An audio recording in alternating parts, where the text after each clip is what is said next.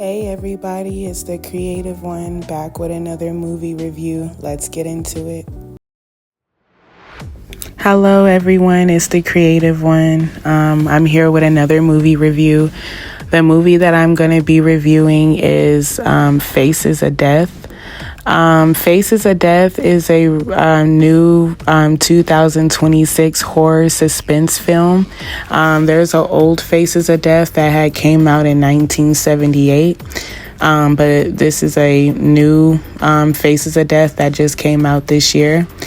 So Faces of Death had came out this year in 2026. So the plot of this movie, the main character is Margot. She's a content moderator for a company platform called Kino. So she's very distressed about her job because she sees so many disturbing images every day.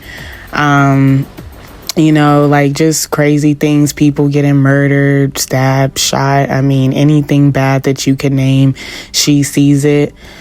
So Margot, like I say, she's in distress about her job, but she sees, a couple particular videos from the same user. Then she pretty much realizes that a lot of his content is real.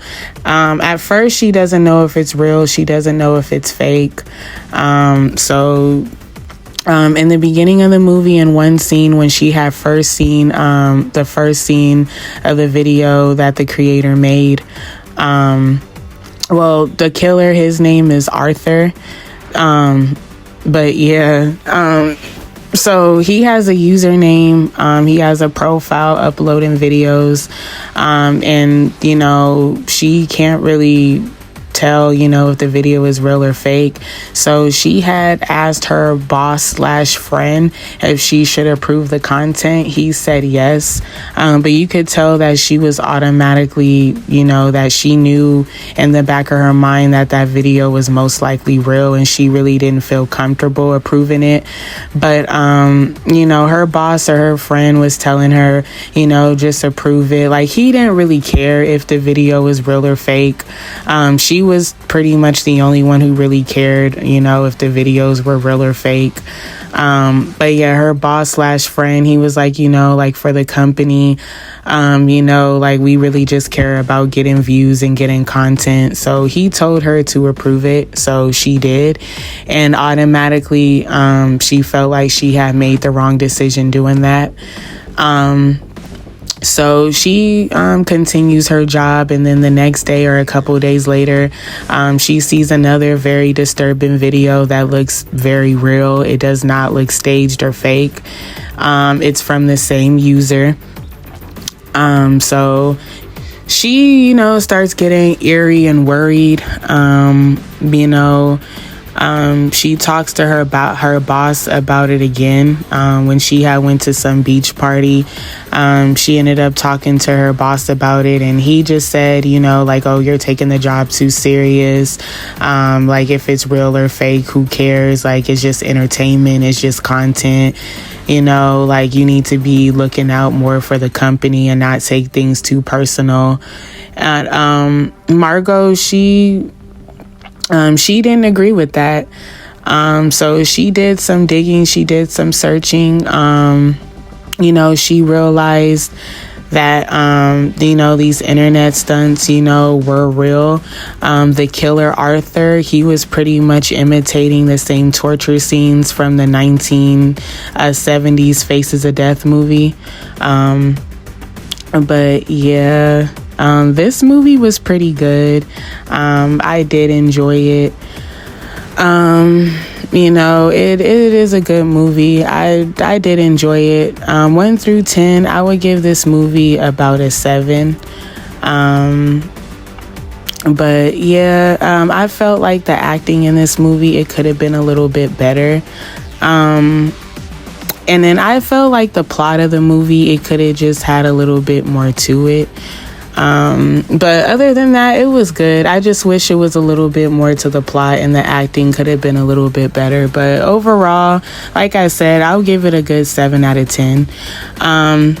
But after she realizes an influencer went missing, and also a news anchor came up missing, that was and then she seen that they were brutally murdered in the video, so she knew that, you know, that these videos were real.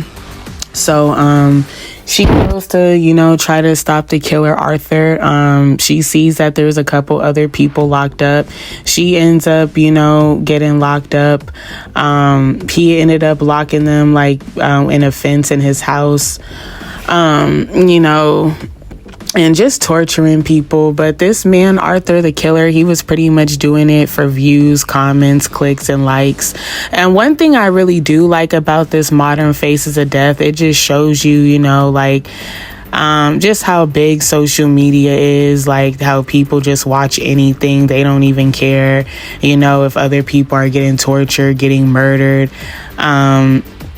You know, it just shows like how far and the extent that people will go to for attention online, for likes, views, clicks. You know, that is one thing I did like about this movie, that it really showed, you know, how social media and how people are really just going to extremes to get likes and just to get attention online. You know, it's actually very sad. But I did like how the main character, Margot, tried to stop the killer, because everybody in the movie really didn't care, you know, if it was real or fake. They were just in it for the entertainment. But at the end of the movie, this is a spoiler alert, so if you haven't seen it, it is some spoilers. But she did end up killing the killer, Arthur, at the end of the movie. You know, but yeah, that was his whole objective of it. He did end up killing and doing torture methods to, you know, people who were very popular online. So I guess he felt like he would get more attention. Like the one girl, the influencer in the movie, she had millions of followers. Then he also, you know, did it to a news anchor. So he did it to people who were definitely, you know, known, because he knew that he would get more attention if it was them. But this movie, it was okay. It was good. Like I said, I wish it could have just been a little bit more to it, but it wasn't bad. It was all right. If you haven't watched it, go ahead and give it a watch. It was very interesting. Like I said, the killer, he was imitating, you know, the torture methods from the 1970 movie Faces of Death. But yeah, like I said, I felt like this movie, you know, was very, you know, it was different. I mean, it was good. It was different. It had like a little bit of a different theme to it. Like I said, I do like how it revolved around social media.